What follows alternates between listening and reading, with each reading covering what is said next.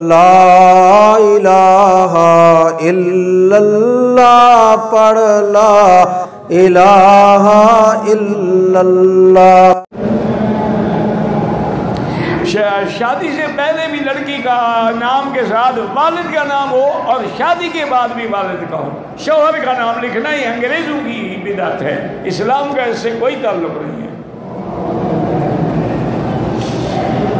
مکے مدینے میں کام کے لیے کوئی حدیث ہے، کوئی یہ ہے کہ مدینے میں اگر کوشش کرو کہ موت آئے تو وہاں رہو، موت آ جائے، کام کے لیے تو نہیں، عبادت کے لیے ہے۔ ساتھ کام بھی ہوتا رہے تو منع نہیں۔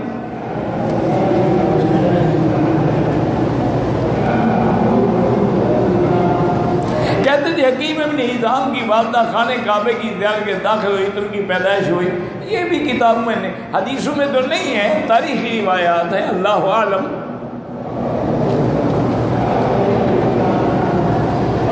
کہتے ہیں جی کہ ہمارے حج میڈیکل مشن میں حجاج کی خدمت کے لیے ڈاکٹر اور نرسیں جو ہیں بغیر محرم کے آتے، شرعاً ناجائز ہے، چاہیے کہ مرد بھیجا کریں، عورتیں نہ بھیجیں۔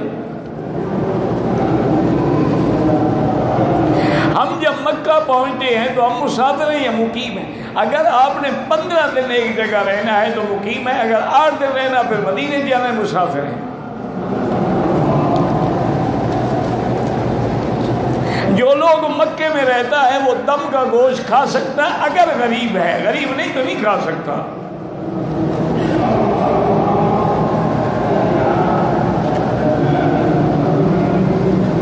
میں نے ایک بندے کو بولا کہ کندھا بند کرو، نماز قائم ہے۔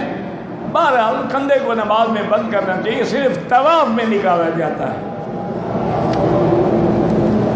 خودکشی کرنے والے کا جنازہ پڑھا جائے گا کہ وہ کافر تو نہیں ہے، گناہ گار ہے۔